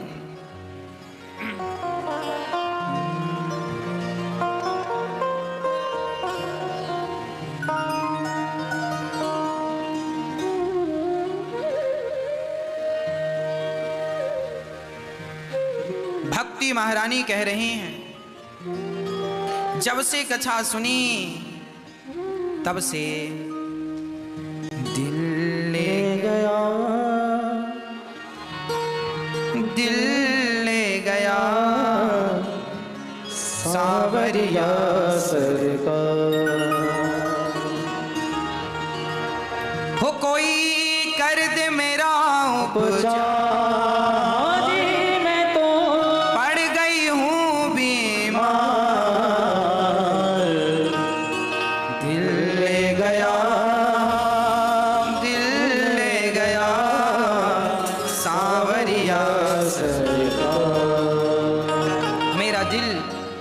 कृष्ण लेकर चले गए। अब भक्ति महारानी बोली, महाराज मेरा सारा दुख दूर तो हो गया, पर यहां मुझे कहीं बैठने की जगह नहीं मिल रही है। अच्छा, संतों ने कहा, भक्ति ये जो भक्त बैठे हैं इनका हृदय बिल्कुल खाली है, जाओ, साफ सुथरा है। जो कथा सुनने वाले लोग होते हैं ना, कथा सुन सुन के उनका हृदय बिल्कुल साफ हो जाता है, सारी गंदगी समाप्त हो जाती है, विषय वासना भी धीरे धीरे निकल जाती हैं, चित्त साफ। जाओ भक्ति, जिनका चित्त कथा से निर्मल हो गया हो उनके चित्त में, उनके हृदय में जाकर के बैठ जाओ, मन मंदिर में जाकर के बैठ जाओ। भक्ति जाकर बैठ गई। अब नारद जी ने एक प्रश्न खड़ा कर दिया, महाराज मुझे एक बात समझाइए, कोई पापी व्यक्ति कथा सुन के तर जाए तो कोई आश्चर्य नहीं, कोई पुण्यात्मा कथा सुनकर तर जाए आश्चर्य नहीं, जिसने जीवन भर पाप किया, क्या ऐसा पापात्मा कथा सुन के तरेगा? हाँ, कितना भी बड़ा पापी क्यों ना हो, कथा सुनता है तो उसका निश्चित उद्धार होकर ही रहेगा। किसी का हुआ?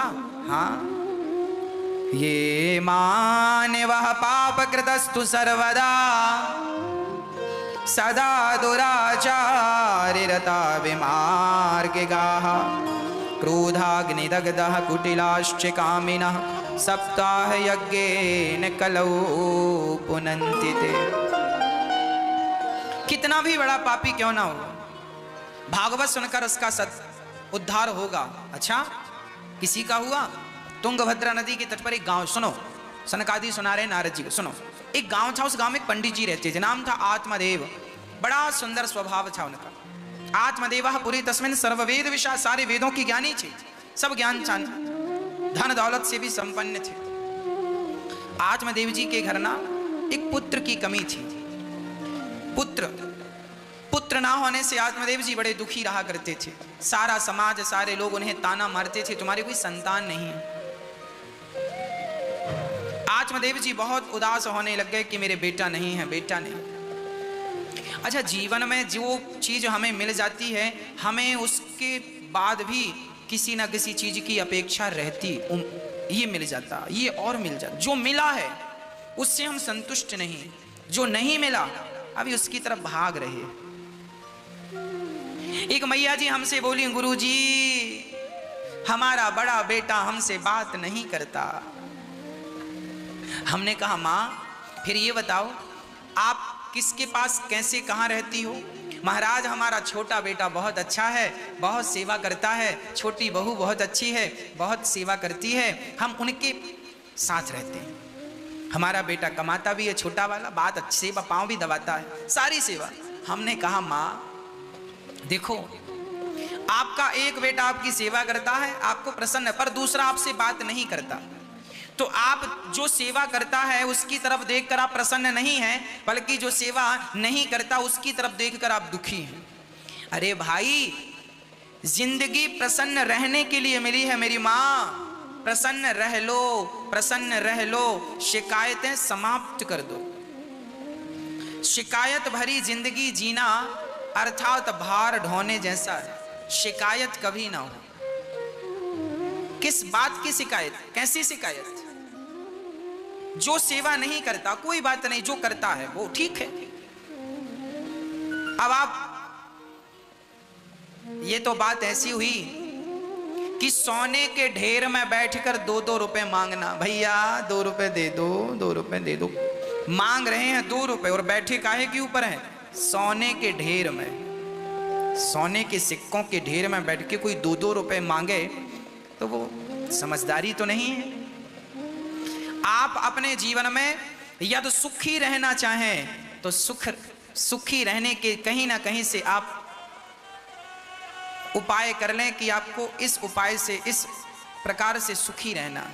हर प्रकार से आप ये प्रयास कीजिए कि आपको खुश रहना, किसी भी प्रकार से आपको खुश रहना है, बस खुश रहने की आदत बनाओ। शिकायत भरा जीवन आपको सिर्फ दुख देगा, और धन्यवाद, ईश्वर का धन्यवाद दोगे तो अपने आप होंठों पे मुस्कान आ जाएगी। इसलिए थैंक यू ईश्वर का करना चाहिए। प्रिय भक्तों, श्री आत्मदेव जी के संतान नहीं थी, कोई पुत्र नहीं था, बड़े परेशान थे, ताने सुन सुन के। हम आपसे यही प्रार्थना करते हैं कि आप किसी को ताने ना मारो। आप किसी से ये ना कहो कि तेरे बेटे नहीं हैं, आप किसी से ये ना कहो कि तेरी संतान नहीं है। जो विधाता को देना है वो तो वो देके रहते हैं, जो नहीं देना कोई बात नहीं, किसी को देते हैं भगवान, किसी को नहीं देते, कोई बात नहीं। जिनके पुत्र हैं उनको भगवान ने बेटा इसलिए दिया है कि कहते हैं ना, बाप का कर्जा बेटा उतारता है। आपके सिर पे कोई कर्जा था भाई, बैंक से आपने 1 लाख रुपए लिए हैं कर्जा, तो आप ना चुका पाएंगे तो बैंक आपके बेटे से वसूलेगी, ये नियम होता। बाप का कर्जा बेटा ही उतारता। तो आपके सिर पे कर्जा था कोई किसी जन्म का, सो आपका बेटा आया है आपका कर्जा उतारने। कर्जा कम था तो आपका 1 बेटा है, कर्जा ज्यादा था सो 2 बेटे आए हैं। आपका कर्जा था सो बेटे आए, जिनके कर्जा थे सो बेटे आए। अब जिनके सिर पे कोई कर्जा नहीं था उनके बेटा बेटी कोई नहीं आया, उनके बेटा बेटी नहीं हुए। अरे भाई आपके सिर पे कोई कर्जा नहीं है इसलिए आपकी संतान नहीं हुई, और आपको लगता है कि उनके है मेरे बस नहीं है, तो आप रोते हैं कि बेटा मिल जाए, बेटा मिल जाए, बेटी मिल जाए। विधाता की मर्जी में प्रसन्न रहा करो, जैसे रखें राम जी सो रहना चाहिए, और सीताराम सीताराम कहना चाहिए। हर हाल में हमें सदा सर्वदा प्रसन्न रहना चाहिए। श्री भगवान कहते हैं कि आत्मदेव जी घर से निकलकर आत्महत्या करने चले। बेटा नहीं है सो देखो डिप्रेशन देखिए व्यक्ति का, जब समाज ताने मारता है ना तो व्यक्ति डिप्रेशन में आता है। आत्मदेव जी घर से निकल पड़े इसलिए कि मैं आत्महत्या कर लूंगा, समाज ताने मारता है। तब एक संत जी उनको जंगल में मिल गए, उन्होंने कहा बेटा क्यों मरना चाहता है? महाराज मेरे कोई संतान नहीं, एक बेटा भगवान दे देते तो भगवान का क्या बिगड़ जाता, मैंने कोई दौलत थोड़ी मांगी है, एक बेटा दे, मैं जीवन भर पूजा करता रहा, पाठ करता रहा, मैं भगवान की ही भक्ति पर भगवान ने एक बेटा। अच्छा देखो आप भगवान की भक्ति करके भगवान से कुछ मांगते हैं, मैं कहता हूं मत मांगो। जो आपके जीवन में नहीं है शायद भगवान भी समझदारी से, भगवान तो हमसे ज्यादा समझदार है ना, भगवान तो हम सबके माता पिता है ना, हमारे लिए क्या अच्छा है क्या बुरा है वो खुद निर्णय करते हैं। आप क्यों अपना निर्णय ले रहे हैं? भगवान को निर्णय लेने दीजिए। वो जो कह रहे हैं, जो कर रहे हैं, सदा सर्वदा आपके हित के लिए कर रहे हैं, उनको करने दीजिए। आप अपनी मर्जी मत चलाइए, ठीक है। श्री भगवान आत्मदेव जी कह रहे हैं मुझे बेटा चाहिए। संतों ने कहा चलो ये फल अपनी पत्नी को खिला देना। जब आप ईश्वर की मर्जी के खिलाफ जाते हैं ना, तो आपके जीवन में दुख आता है। आत्मदेव जी के जबरदस्ती कहने पर संतों ने फल दिया, बोले पत्नी को खिलाना। पत्नी धुंधली, वो फल खाई नहीं, गाय को खिलाती हैं। और उनकी बहन को बेटा हुआ। कुछ दिनों बाद तो वो बहन का बेटा पैसा देकर खरीद लेती हैं और डिंडोरा पीटती हैं, ये बेटा मेरा है। गाय को फल खिलाया तो गाय को एक बच्चा हुआ, नाम रखा गौकर्ण। और धुंधली के बेटे का नाम धुंधकारी धुंधली ने रखा। दोनों बड़े हुए। धुंधकारी इतना दुष्ट हुआ, अपने पिता को मारता है, अपने मां को मारता है। आज धुंधकारी ने अपने पिता पर हाथ उठाया। जो माँ बाप बच्चों को बड़े लाड़ से, बड़े प्यार से पाल पोस कर बड़ा करते हैं, क्या क्या ना करती माँ। और वही बच्चे बड़े होकर माँ बाप को आंख दिखाते हैं, माँ बाप से कहते हैं कि हम तुमसे ज़्यादा समझदार हैं। माँ बाप से बच्चे जब जवान लड़ाते हैं, और वो धिक्कार है उन बच्चों को जो माँ बाप पर हाथ उठाते हैं। धुंधकारी ने माँ बाप पर हाथ उठाया। इसलिए कहता हूं कभी जीवन में ये घिनौना अपराध ना करना, माँ बाप का कभी अनादर ना करना, अपमान ना करना, अवहेलना ना करना। उन पर हाथ उठाने की सोचना स्वप्न में भी नहीं सोचना चाहिए। प्रिय भक्तों, आज समाज में बहुत सारे लोग ऐसे हैं जो माँ बाप का अपमान कर देते हैं, उन्हें घर से निकाल देते हैं। प्रिय भक्तों, एक माँ के बारे में मैंने पढ़ा कि एक स्त्री थी, उसके 2 बच्चे थे।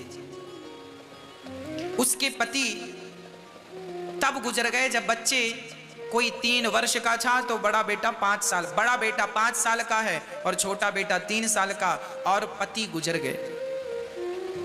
जब पति गुजरे तो उस मां ने एक सपना देखा, अपने बच्चों को पढ़ाऊंगी और अपने बच्चों को बहुत बड़ा अफसर बनाऊंगी, बहुत बड़ा आदमी बनाऊंगी। मां का सपना देखना भी जायज था, गलत नहीं था। पर मां ये कहां जानती थी कि बच्चे पढ़ लिख कर मां तुम्हें अकेला छोड़कर चले जाएंगे। मां ने ट्रेन में कुली होता है ना, सामान उठाने वाला कुली, वो मां, वो स्त्री, सत्य घटना बोल रहा हूं आपको मैं, वो स्त्री रेलवे स्टेशन में लाल कोट पहनकर सबका सामान उठाने लगी। सामान उठाने का कोई 100 रुपए देता, कोई 200 रुपए देता, कोई 500 रुपए देता। एक स्त्री अपने बच्चों को अच्छी शिक्षा देने के लिए खुद कुली बन गई। अपना सारा जीवन लोगों का सामान उठाने में गुजार दिया, पैसे ला ला कर बेटों को पढ़ाया। दोनों बच्चे पढ़ गए, और जब पढ़े तो एक बेटा बहुत बड़ा अफसर बन गया, दूसरा बेटा डॉक्टर बन गया। दोनों बेटे भारत के बाहर चले गए, इतने संपन्न हो गए, दोनों बाहर चले गए। एक दिन मां ने कहा, बेटा तुम्हारी मां बूढ़ी हो गई थी, मां के लिए एक भारत में बड़ा सा घर लेकर दिया बच्चों ने, मां बड़े आनंद से रहती है। एक दिन मां को याद आई, मां ने टेलीफोन मिलाया, बेटा बहुत याद आ रही है, मेरा जीवन कभी भी पूरा हो जाएगा, बेटा अब तुम्हारे बिना जी नहीं लगता, बेटा थोड़े दिन के लिए मेरे पास आ जाओ। तो बच्चे कहते, मां तुम ही आ जाओ, अमेरिका में हूं। मां कहती, बेटा मैं भारत में पली बढ़ी हूं, मेरा जी नहीं लगता वहां, मैं मर जाऊंगी फिर तुम चले जाना। ना मां, यहां मेरा बहुत नुकसान हो जाएगा। और मां रोज बुलाती रही, रोज बुलाती रही। एक दिन मां का शरीर बिल्कुल काम ना करता, बिस्तर पे पड़ी है अकेली मां, ना उठने की हिम्मत है ना बैठने की हिम्मत, पड़ी है, भूख लगी है पर भोजन नहीं कर सकती क्योंकि उठने की ताकत नहीं है। कौन बनाए, कौन खिलाए।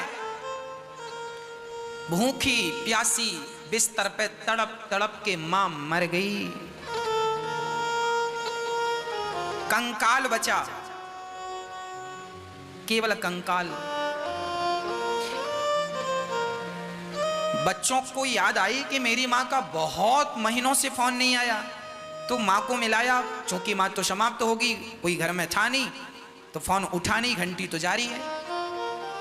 तभी पड़ोस में अंकल थे, उनको फोन मिलाया बेटे ने, भैया मेरी मां की तबीयत कैसी है, ठीक तो है ना? कहा बेटा तेरी मां बहुत दिनों से मिली नहीं, शायद घर पे ही है, जाकर देखो। अंकल पड़ोसी आए, दरवाजा खुलवाया, दरवाजा नहीं खुला। पुलिस बुलाई, पुलिस ने दरवाजा तोड़ा तो मां नहीं थी, मां का कंकाल बिस्तर में पड़ा था। जिस मां ने बच्चों के लिए दूसरों का झोला उठाया कि मेरे बच्चे पढ़ लिख जाएं, उन बच्चों को पढ़ा लिखा कर मां ने बड़ा तो कर दिया, पर वो बड़े बच्चे अपनी मां को बुढ़ापे का सहारा ना बन पाए, ना गिलास भर पानी देने के काम आए, ना 2 वक्त की रोटी दे पाए। मैं पूछना चाहता हूं, क्या इन बच्चों की पढ़ाई, इन बच्चों की शिक्षा और इन बच्चों का पैसा किसी काम का है? अरे जिस मां ने तुम्हारे लिए इतना बलिदान दिया, उस बलिदान के बदले उसे क्या मिला? सिर्फ पीड़ा, सिर्फ दर्द, सिर्फ अकेलापन। तुम बच्चे होके मां का दर्द ना बांट पाए, मां को हंसा ना पाए, तो आपका जीवन व्यर्थ नहीं है। इसलिए कहता हूं, सच्चा बेटा वही है जो सिर्फ अपने मां बाप को प्रसन्न रखे।